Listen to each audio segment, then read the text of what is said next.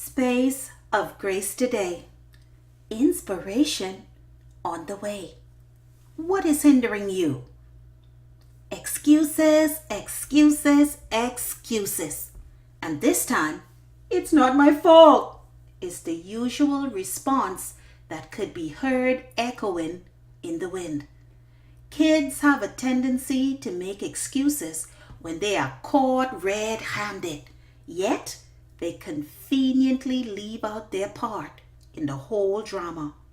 Over and over again, this scenario plays out and follows the child into adulthood and presents as a hindrance in the process of growth and maturity. In Genesis 4 verses 2 through 5, two brothers, Cain and Abel, had equal opportunities to submit a just sacrifice unto Jehovah God. But one brother makes a decision to be stingy with God. Let's pick up in verse 2 of Genesis 4. Now Abel kept flocks, and Cain worked the soil. In the course of time, Cain brought some of the fruits of the soil as an offering to the Lord, and Abel also brought an offering, fat portions from some of the firstborn of his flock. The Lord looked with favor on Abel and his offering, but on Cain and his offering he did not look with favor. So Cain was very angry, and his face was downcast. Cain failed to present to the Lord the best of his grain, which proved to be a stumbling block in his life. Later on, Cain's anger morphed into bitterness and blossomed into sin. James 1 verse 15, it reads, it puts it this way, then after desire was conceived, it gives birth to sin, and sin, when it is full grown, gives birth to death.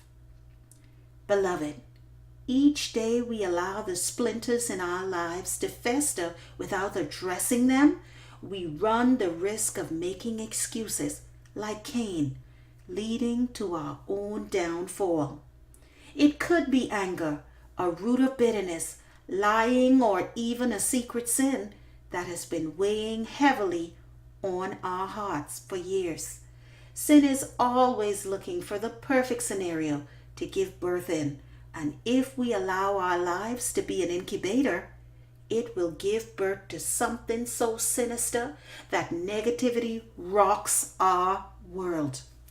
Let's not make any more excuses for our behavior and choose to cut these stowaways loose so we can truly begin to live a more abundant life in Jesus' name.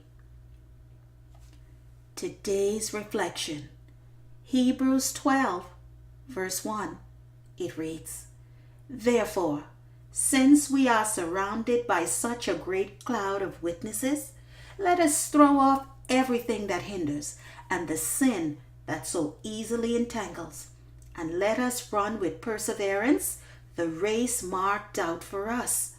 Let us fix our eyes on Jesus, the pioneer and perfecter of our faith, who for the joy set before him endured the cross, scorning its shame, and sat down at the right hand of the throne of God. Beloved, today, it's not my brother or my sister, but it's me, O Lord. I am the one in need of your help. Is that the cry of our hearts today? Be encouraged. This is your inspiration on the way.